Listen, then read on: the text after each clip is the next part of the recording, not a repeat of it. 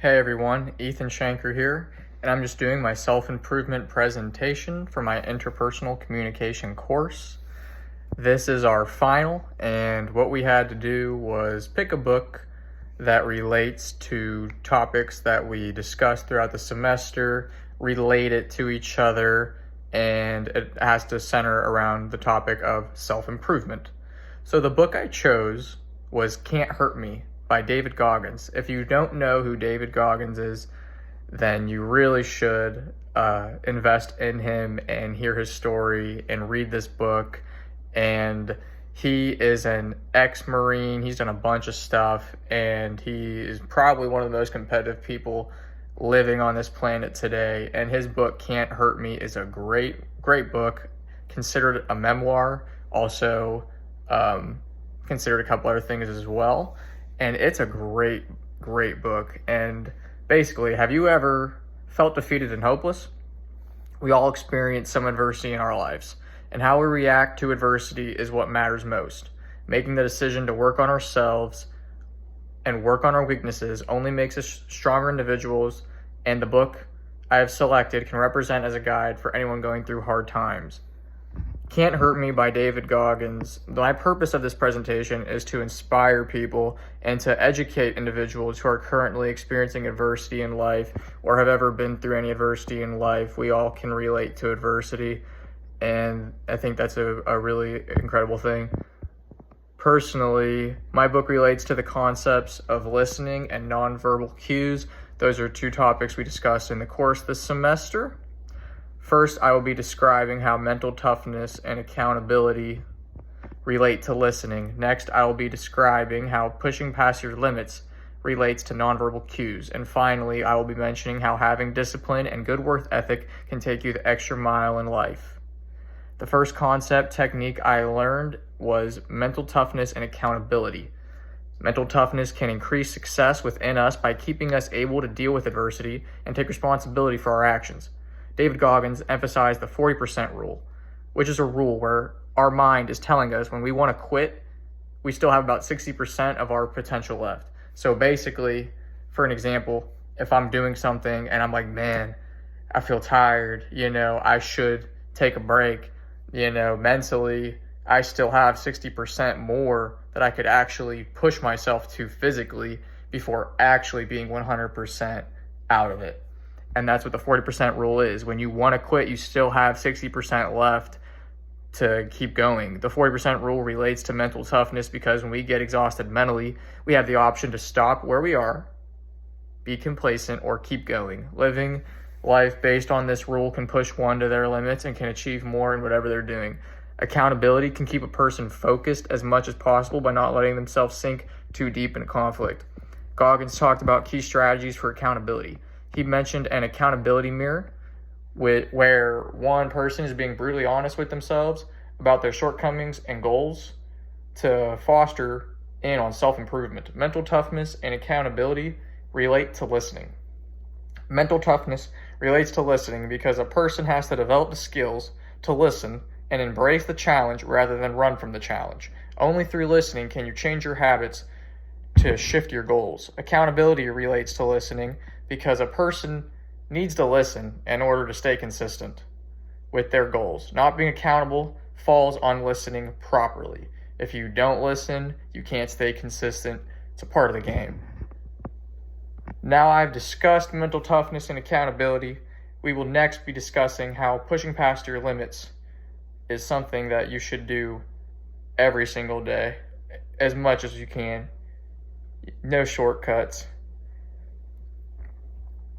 Basically, pushing past your limits creates the most growth in an individual's life. Goggins touched on the concept of callousing your mind, in which you face discomfort to build mental strength. This can be done with challenges on a daily basis, usually one small task, in order to prepare you for harder tasks life randomly throws at you. So basically, to callous your mind, each day you're doing small tasks all the time to just be able to handle when stuff when stuff actually happens.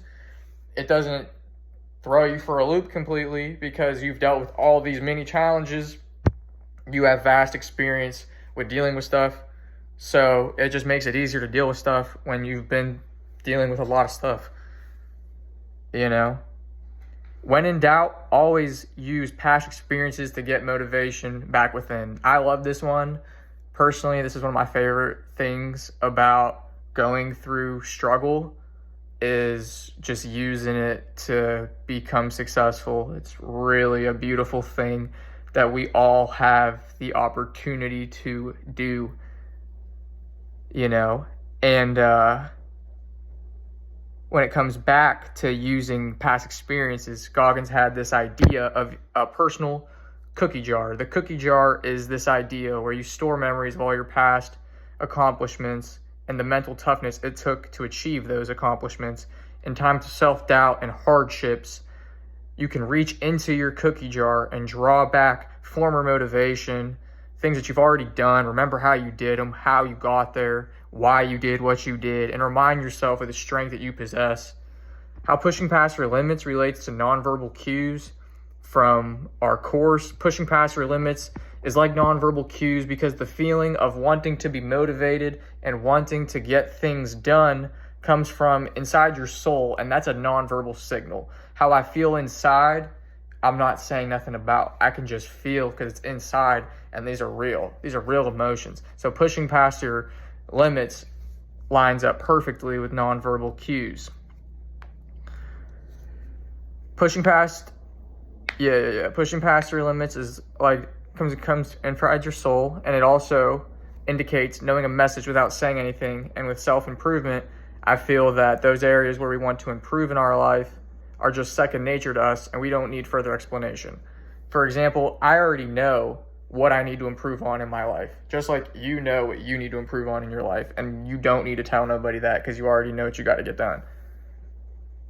After pushing past your limits, lastly, I would touch on the art of having good discipline and work ethics to maximize results. Having a good discipline, you are training yourself to create new habits and a new lifestyle. David Goggins explained about using pain as personal fuel, another one of my personal favorites. Using pain as fuel can turn past traumas into motivation rather than letting it control you. Look at your struggles as fuel for your journey. Work ethics can mold you into becoming unstoppable. Goggins touched on relentless effort. Goggins emphasizes becoming addicted to working hard and outworking everyone else, regardless of talent. He believes that motivation and consistency are the most important components towards being successful. Using pain as fuel and being disciplined with a good work ethic relates to interpersonal power and influence. Using pain as fuel relates to interpersonal power and influence because of David Goggins' life story. You can get inspired to work hard and be determined because of the influence with his firsthand life experiences. Being disciplined and having a good work ethic relates to interpersonal power and influence because you are determined to achieve a certain outcome regardless of whatever. Finally, I will be discussing implementing these methods in my everyday life. One concept that I implemented into my life was the 40% rule. I implemented the 40% rule at the gym in the last few weeks, and it has helped me with my discipline on certain machines and the specifics of the workout that I'm doing at the time. Basically, I implemented the 40% rule at the gym the last few weeks, and one machine I was doing it on was the preacher curl. I usually just put a 45 on the plate, and that's what I'm comfortable with doing. But I slowly added another 5 and then another 5. And instead of convincing myself I was only capable of getting 45, I just did 50. You know what I mean? I just did 55. You know what I mean? Like, you know, I'm going to do 60 next time. And the next technique I've implemented was using pain as fuel. I use pain and fuel in regard to the semester winding down. I know I have negative experiences with certain classes in the past and just bad habits that I got to break out of that I should know by now, you know, but anyhow, and I'm not trying to repeat the old snares I've been through. By reminding myself of what I went through, I'm trying harder to not do the same thing again. The last technique I implemented was accountability. By implementing accountability with my bills, I have become more intelligent in how I go about my finances and making sure everything is working out. By taking this step into maturity, I have become more accountable for my actions and have responsibilities to abide by. In conclusion, I have realized we all have something worth fighting for. Regardless of how hard life can be, there is always a way out of every scenario. We just must embrace the challenge and accept the journey in store for us.